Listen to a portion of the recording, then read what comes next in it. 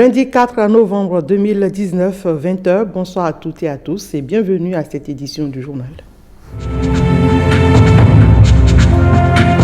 Révision de la Constitution du 11 décembre 1990. Des innovations sont incluses et des réajustements faits, mais les fondamentaux sont conservés. Le Bénin fait encore la différence sur le continent africain.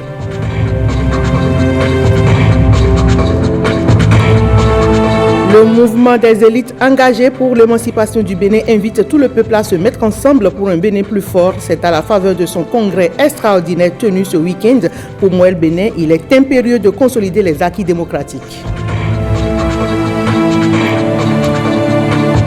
Un regard particulier sur la prise en charge des adolescents infectés par le VIH-Sida. La Fondation Claudine Talon et ses partenaires réfléchissent sur le paquet de services à offrir à cet effet. Un atelier de validation a eu lieu pour la cause. Voilà pour le sommaire et on démarre avec la visite ce lundi d'une délégation de la CEDEAO à la frontière bénino-nigériane de Sémé-Kraké. La délégation conduite par Salou Djibo, ancien président de la République du Niger, est allé s'informer des conséquences liées à la mesure de fermeture des frontières prises par le Nigeria depuis le 20 août dernier. Renaud Akakbo, Patrick Nimanvo. C'est suite à la fermeture des frontières terrestres du Nigeria avec ses voisins que la délégation de la Task Force de la CEDEAO a effectué cette descente à Cotonou. Au cours de son séjour au Bénin, la délégation conduite par l'ancien président du Niger, Salou Djibo, a eu des échanges avec les autorités du ministre de l'Intérieur, du ministre de l'Économie et des Finances et du conseil spécial du chef de l'État.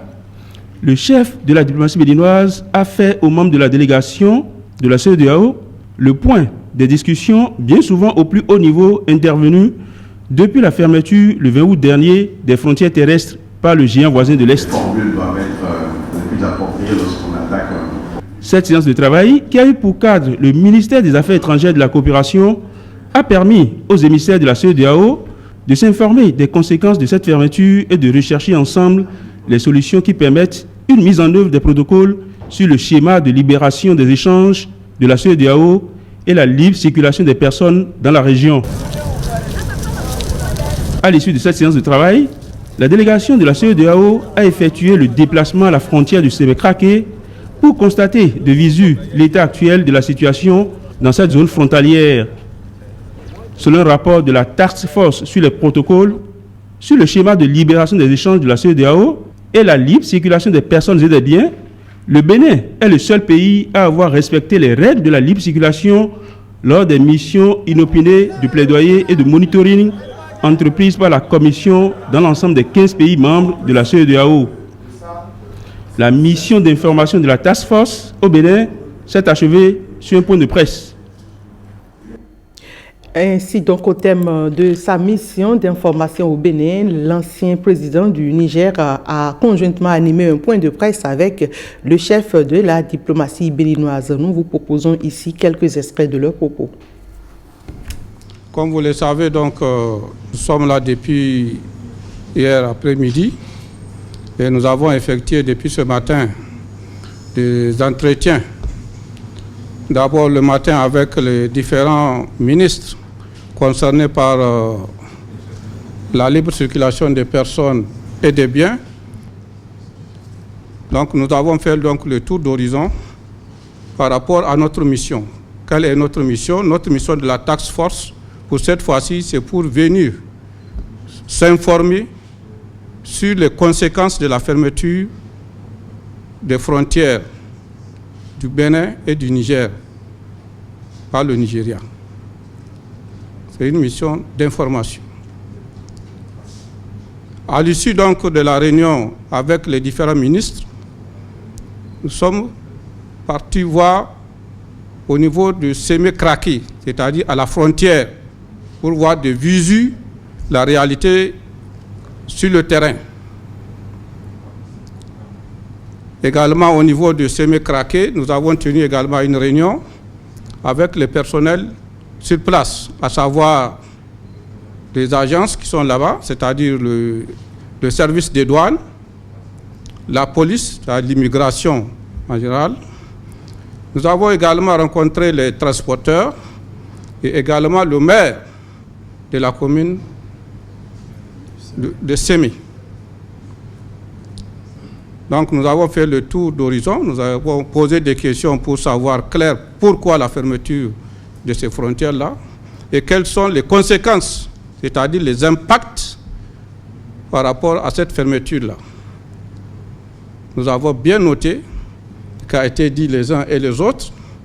Après, nous sommes sortis pour aller voir sur le terrain les différents parkings et les personnels qui traversent les deux frontières. Nous avons été vraiment très surpris, moi je vais le dire, parce que nous sommes surpris, de voir qu'il y a plus de 1500 camions garés. Et là, si la fermeture persiste, je me demanderai où on va garer encore les autres camions. Je ne vais pas rentrer dans les détails. Les conclusions relevées seront transmises ou rapportées à notre hiérarchie, donc acquis des droits, en particulier le président de la commission de la CEDEAO. Donc les conclusions vous seront également données par le ministre des Affaires étrangères. Je ne vais pas aller trop loin, c'est juste pour vous dire que nous sommes là, la task force. Ça fait plus de 3-4 fois que nous venons ici au Bénin. Et cette fois-ci, nous sommes venus pour s'informer, justement pour voir pourquoi la fermeture de cette frontière. La task force nous a donné l'occasion, l'opportunité d'exprimer les préoccupations du gouvernement de la République. Je voudrais rappeler que le président Salou Djibo s'était rendu déjà ici le 12 juin 2019, pour être plus précis, après qu'il ait rendu un rapport au président Roch-Marc Christian Kaboré, président du Faso, qui est en charge de cette question de la circulation des biens et des personnes.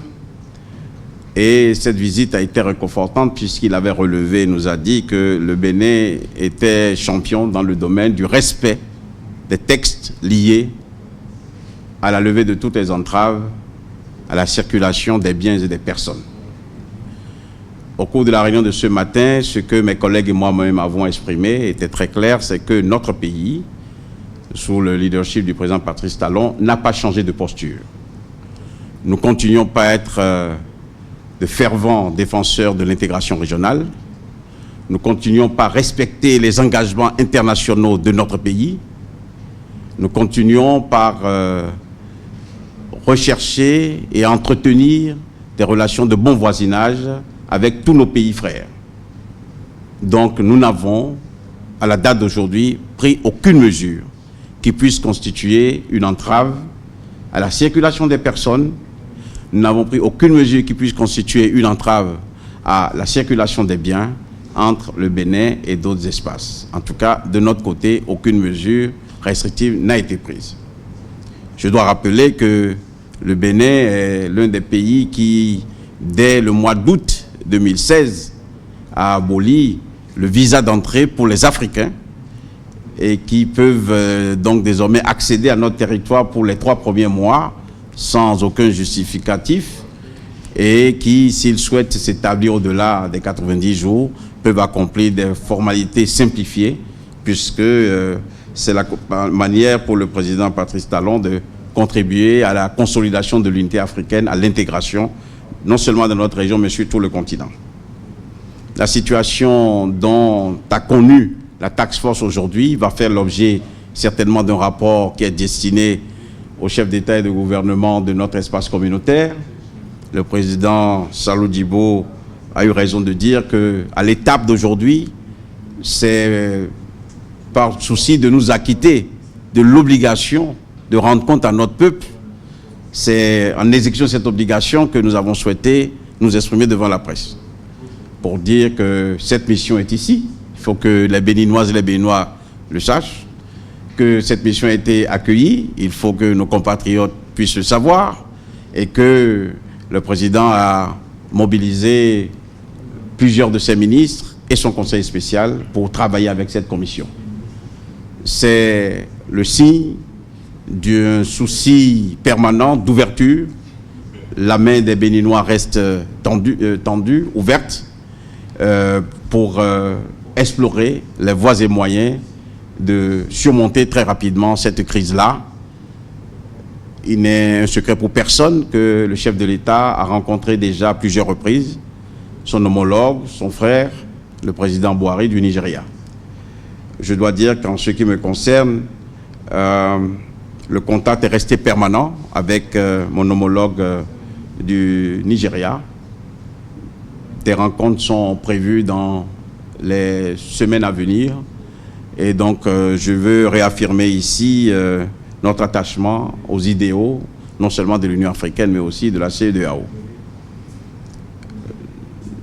Je pense très sincèrement que la visite de cette task force est une bonne chose, ce qui lui a permis de se rendre compte de la réalité aux postes frontières de Kraké. Et nous allons poursuivre ces discussions pour que nous puissions très rapidement trouver les voies et moyens de sortir d'une situation qui semble être une impasse. En tout cas, le gouvernement du Bénin reste ouvert, le gouvernement du Bénin reste disposé à explorer les voies et moyens de régler ce problème. Je vous remercie. Parlons santé avec la prise en charge des adolescents infectés par le VIH-Sida qui préoccupe l'ensemble des acteurs. À cet effet, un atelier national de validation du paquet de services de prise en charge et soutien aux adolescents infectés par le virus est tenu à Cotonou. Suivons le point avec Ariane Da Silva et Ramatou Lawani.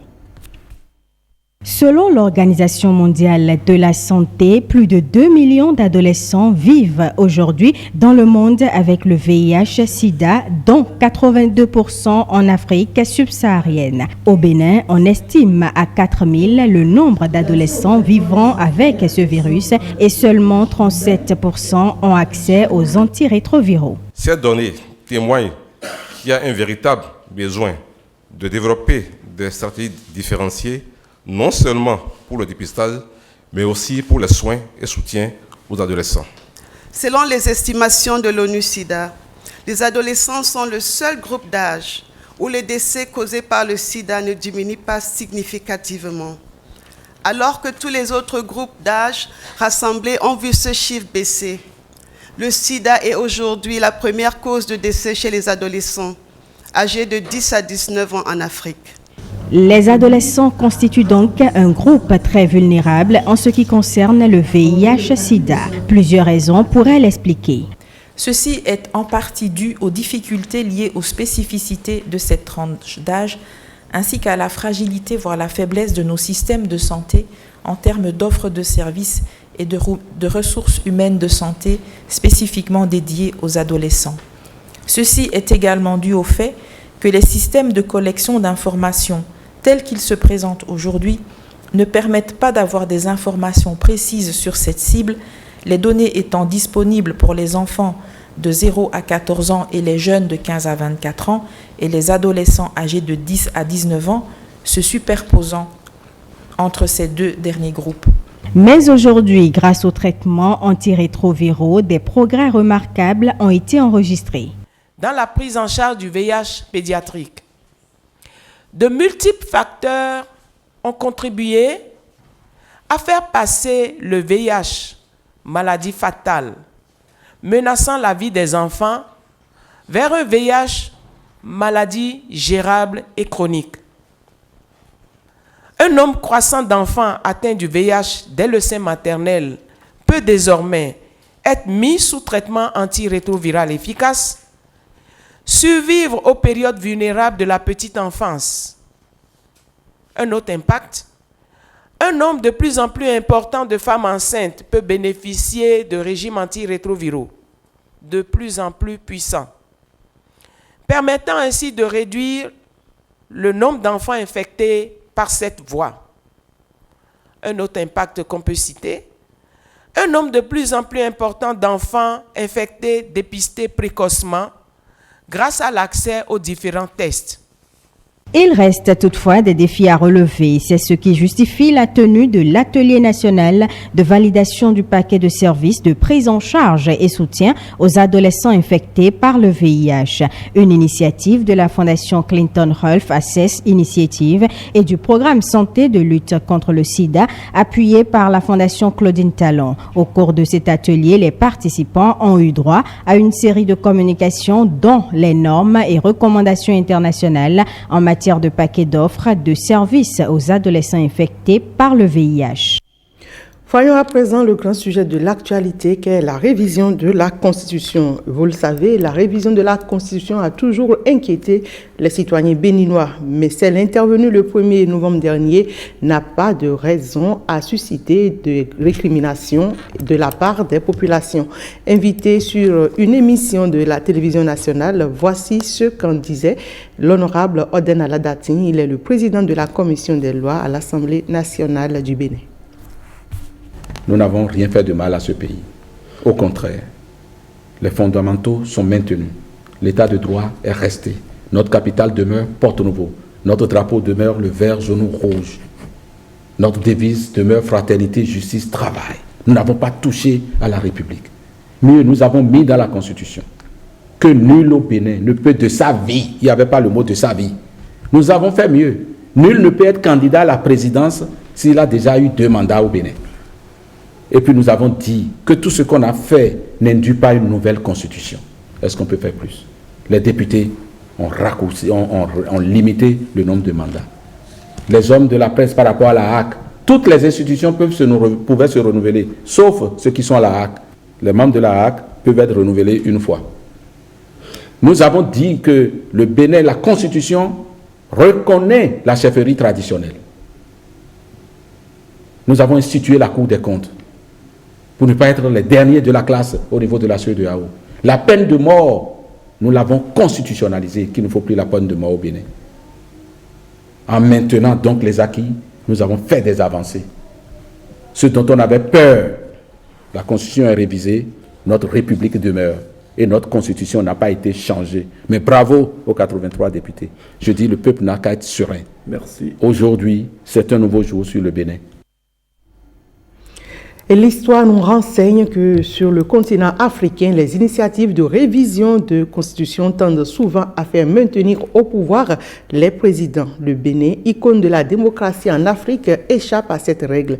Notre pays vient une fois encore de marquer les esprits et c'est un éditorial signé Prévert Noutéou. L'Assemblée nationale a adopté la loi 2019-40 portant révision de la loi 90-32 du 11 décembre 1990 portant Constitution de la République du Bénin. La révision de la Constitution opérée par les 83 représentants du peuple le 1er novembre 2019 a baigné dans une ambiance hautement patriotique, avait pour suprême but la préservation de l'intérêt supérieur de la nation. Sous les tropiques, toute tentative révisionniste de la Constitution finit toujours par faire le lit à une présidence à vie. Le Bénin, laboratoire de la démocratie en Afrique, vient de faire exception à cette tradition presque établie. L'agora moderne que constitue le Parlement a revisité la batterie de tests qui régissent le fonctionnement de l'État en renforçant le verrou des mandats présidentiels. Le président de la République ne peut faire plus de 2 mandats de sa vie. Silence radio du côté de tous ceux qui prêtaient d'autres intentions à la noble démarche. C'est bel et bien l'une des rarissimes fois en Afrique qu'un amendement de la loi fondamentale d'un pays se fait sans pouvoir permettre au président de la République de s'éterniser au pouvoir. La belle et très convoitée dame de 29 ans a été toilettée pour paraître encore plus séduisante, sans artifice encombrant qui pourrait faire douter de la sincérité de sa beauté. L'autre innovation majeure de cette chirurgie esthétique exercée sur la presse trentenaire est l'organisation à partir de 2026 des élections générales. avec à la clé l'alignement des mandats. La 8e législature ne pouvait mieux faire. Dans un pays sous-développé, la rationalisation des dépenses publiques doit être un principe de gouvernance. Quand on sait combien coûte aux contribuables béninois l'organisation d'une élection, il y a de quoi se délecter que dans un futur très proche, élus locaux, députés et présidents de la République soient choisis le même jour. La grande messe électorale sera alimentée par une cagnotte unique. Le bal des réformes constitutionnelles qui a eu lieu au Palais des Gouverneurs à Porto Novo vient renforcer l'image énigmatique du Bénin en matière politique. D'autres parleraient du génie béninois. Et c'est le chantre de la rupture qui entre ainsi par la grande porte dans l'histoire politique contemporaine. Patrice Talon, grand réformateur des temps modernes, poursuit courageusement sa mission, celle d'inscrire le Bénin dans le concert des nations modernes.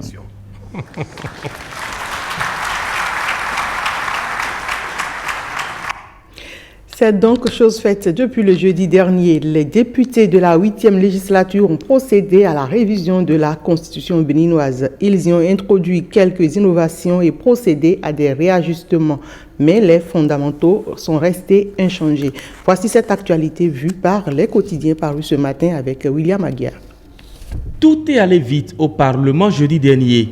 La Constitution du 11 décembre 1990 a connu quelques modifications qui, selon le quotidien Le Meilleur, renforcent le système démocratique et le mode de gouvernance. Historique, s'exclame Bénin Intelligent, qui constate qu'après le vote du jeudi dernier, il n'y a ni nouvelle Constitution, ni nouvelle République. Par contre, elle limite le mandat des députés à 3 et 2 mandats tout au plus pour le président de la République. Dans les détails, le quotidien Le Progrès nous apprend qu'à l'occasion de cette révision de la loi fondamentale, 36 articles ont été modifiés et 2 supprimés. De la lecture générale, le rédacteur de l'article retient quelques spécificités. Il s'agit de la reconnaissance formelle des chefferies traditionnelles, la ratification des accords, la limitation du nombre de mandats des députés, la création de la Cour des comptes, des élections générales et le renouvellement du mandat des conseillers à la haute autorité de l'audiovisuel et de la communication. Bref, c'est une constitution pour des défis de modernité, écrit le quotidien de service public La Nation.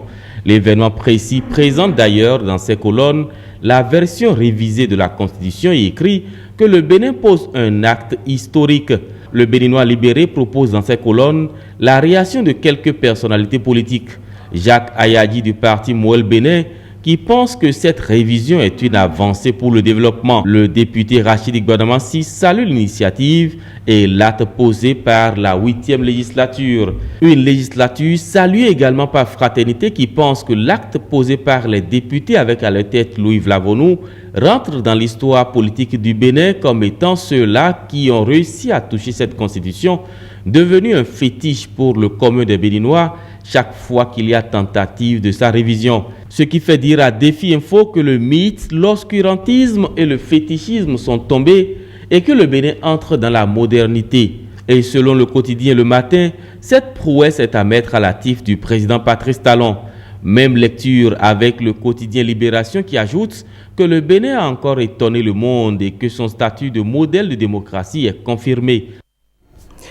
La création d'un poste de vice-président de la République dans les dispositions nouvelles de la Constitution continue de laisser songeur certains citoyens béninois. Et pour mieux faire comprendre cette innovation, James William Bagidi a interviewé Maître Jacques Migan, juriste mais aussi acteur politique. Il revient notamment sur la pertinence de la fonction et l'utilité de la mettre en pratique déjà dès la présidentielle de 2021.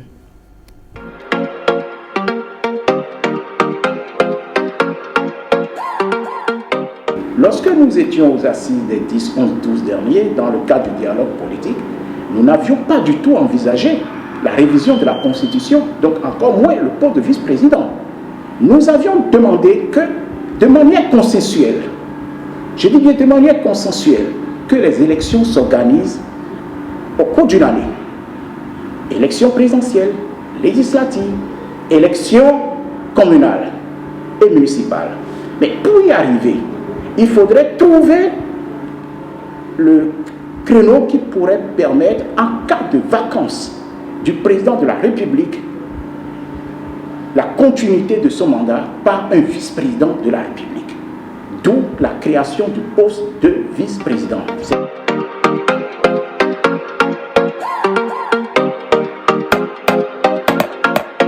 Si les élections générales doivent se tenir en 2026 et entre 2021 et 2026, quelque chose arrive. Comment ferait-on pour pérenniser à bonne date, puisqu'on sait déjà les différentes dates où auront lieu les élections générales? Donc il faudrait pouvoir permettre cette continuité-là. Si par exemple entre 2021 et 2026, le président élu, pour des raisons INS, n'est plus là, qu'est-ce qui se passe? C'est le vice-président qui prend le relais pour, je dis bien, pérenniser les dates fixes que nous avions déterminées en ce qui concerne les élections générales. Mais le vice-président, ce n'est pas quelqu'un qui est élu pour compléter, pour accompagner le président de la République. Non, il faudrait que nos compatriotes le sachent. Il a un pouvoir, une responsabilité honorifique. C'est-à-dire, il n'exerce pas de fonction en tant que tel, à part, si vous préférez, le poste honorifique de grand chancelier.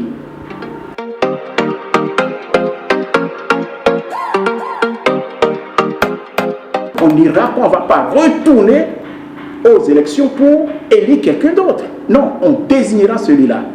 Donc, l'article 44 sera appliqué pour celui qui sera désigné, sauf le volet parrainage. Il en est de même en ce qui concerne le vice-président. S'il arrive à remplacer le président de la République, qui, pour des raisons INS, n'est plus aux responsabilités, pour terminer son mandat, le vice-président désigne quelqu'un. Il désigne quelqu'un. Ça ne veut pas dire qu'il y aura une élection pour désigner ou pour élire quelqu'un. Non.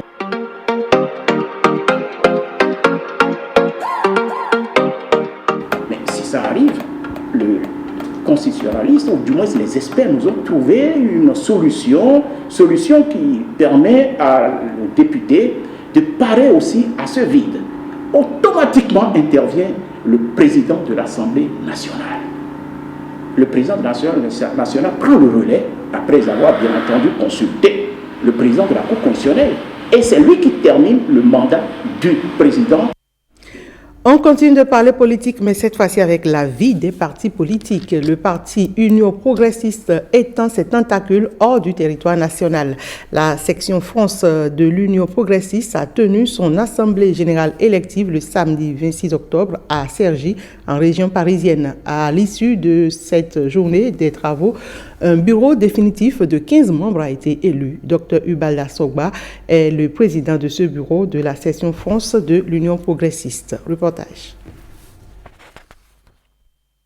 La section française de l'Union progressiste a pendant plusieurs mois fonctionné avec un bureau provisoire. C'est pour se conformer aux dispositions du parti que ce samedi 26 octobre s'est tenue l'Assemblée générale élective à Cergy, dans la région parisienne. Le professeur Mathurin Kofinago a été spécialement dépêché de Cotonou pour superviser ces élections. Nous estimons que cette section pays fait un travail admirable.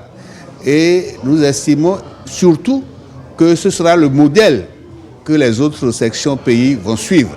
Aux différentes rencontres que nous avons eu à faire avec les délégations venues de Paris, j'ai trouvé que les militants de la section France sont engagés, véritablement engagés politiquement, convaincus, et ils ont fait un choix libre et conscient.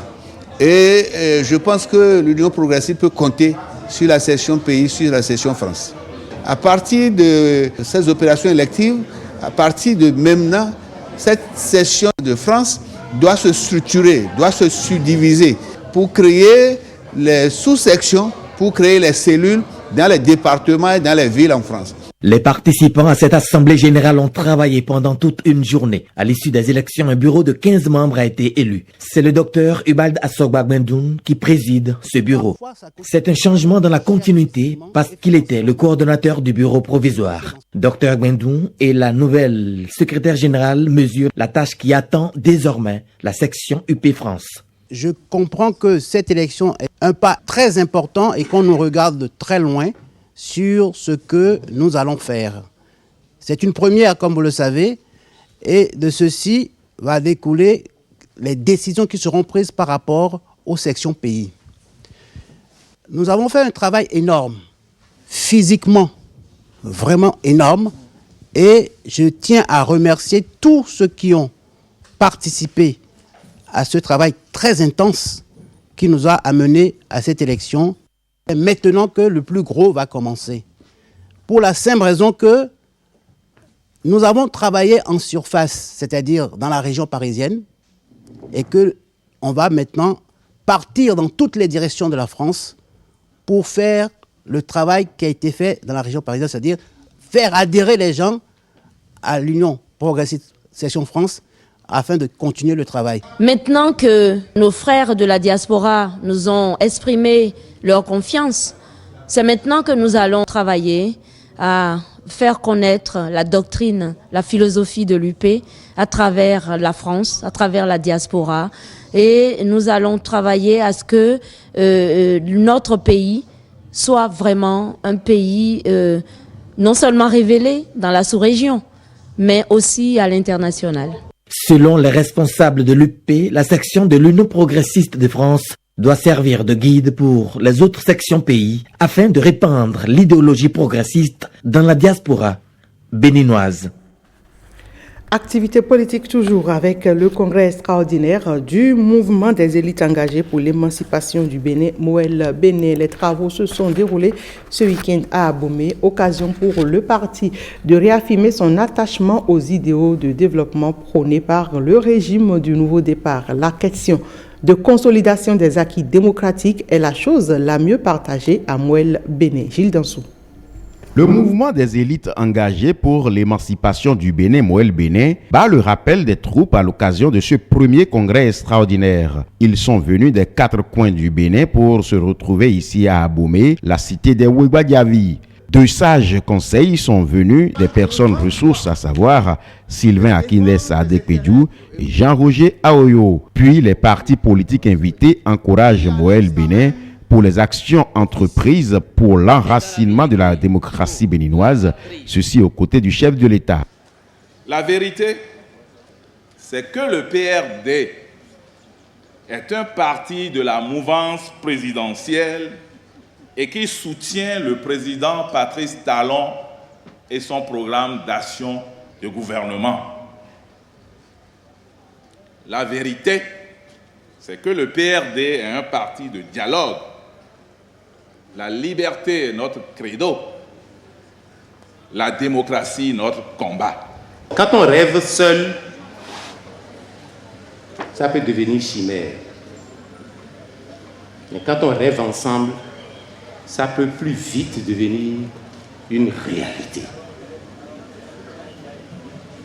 De toute façon, nous sommes déjà ensemble autour du président Talon. Que les questions de forme ne peuvent pas nous empêcher de conjuguer les efforts pour devenir plus forts, pour devenir une tendance beaucoup plus forte dans ce pays, pour que la politique ne soit pas ce qu'on dit vulgairement juste mamadou, mais que la politique soit le service, service à la communauté, service à la nation, service au pays. Moël Bénin, c'est aussi la diaspora. À tous mes amis de la diaspora, de bien vouloir croire en ce projet, en cette famille, parce que M. Jacques Ayadi, notre président, a l'esprit de famille. Moël Bénin tend la main à tout le monde, et surtout à la jeunesse, aux femmes, à tous ceux qui nous entendent, à toute la diaspora. Vérité, travail, patrie sont les socles sur lesquels repose Moël Bénin. Qui l'eût cru? Qui l'eût cru? En seulement 1 an, nous avons su, au regard des compétences dont regorge notre parti politique, nous avons su, disais-je, poser le diagnostic réaliste qui a suscité admiration, respect et grande considération. Lancer la mobilisation aux jeunes, lancer la mobilisation aux femmes, car Moelle Bénin reste et sera le parti des jeunes, le parti des femmes, le parti de tout le peuple béninois, quelles que soient les conditions socio-professionnelles. Chers compagnons de lutte, travailler dans la vérité et pour la patrie, dans le contexte qui est aujourd'hui le Nord au Bénin, demande abnégation et détermination, mais surtout une carapace pour ne pas se laisser distraire d'aucune manière possible. Le développement se conçoit et se déroule sous l'impulsion d'une vision depuis avril 2016 et plus concrètement le 16 décembre 2016. Nous évoluons sous l'égide de la vision du chef de l'État, vision à laquelle nous avons adhéré dès la création de notre parti et que nous continuons de soutenir avec toute la clairvoyance et la détermination nécessaires. Notre soutien reste donc indéfectible.